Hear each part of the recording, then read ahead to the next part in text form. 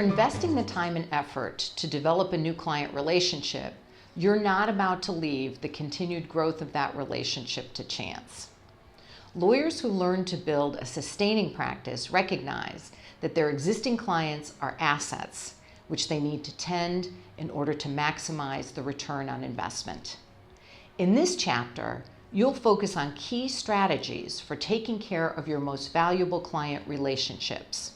You can start putting them in practice right away, since you are engaged already in ongoing substantive relationships that you may not have developed yourself, but which you tend regularly.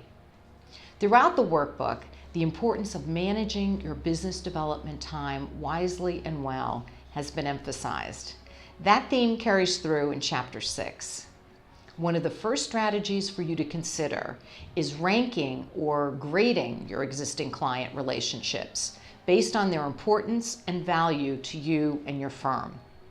I want to emphasize that any client who retains you and your firm to provide substantive legal services requires a full-on engagement of your best skills and attention in connection with the legal matter. But not all clients need or deserve the same amount of off-the-meter business development focus. So in this section of the workbook, you're asked to consider criteria for ranking some clients as more valuable to your legal practice than others. Those clients should be the target of a regular program of cultivation and nurturing.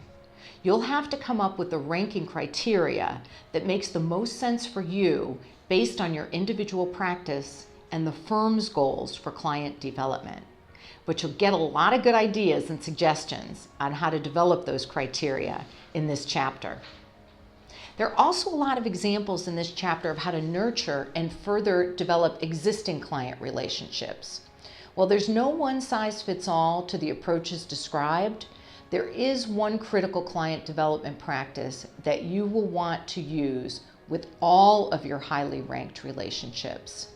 That is to conduct client satisfaction feedback interviews with each of your important key clients at the conclusion of a significant portion of a case or a matter.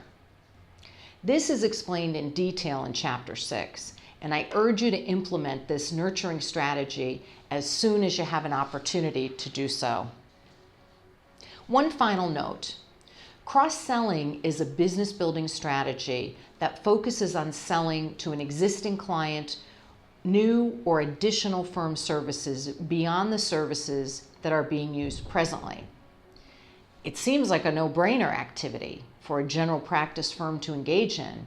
That is, selling more services to existing clients as a way to increase profitability and more closely tie the client to the firm. In practice, it's tough to pull off in an effective way. The main reason that I see for why cross-selling initiatives often fail is because firm attorneys don't trust each other with their respective babies, so to speak, the clients they have poured time and effort into and to developing. If you study and implement the best practices for cross-selling legal services, you will make a tremendous difference in your own and in your firm's profitability. See if you can start taking steps to position yourself to perform this challenging business development skill well and effectively. Turn the page and let's get started.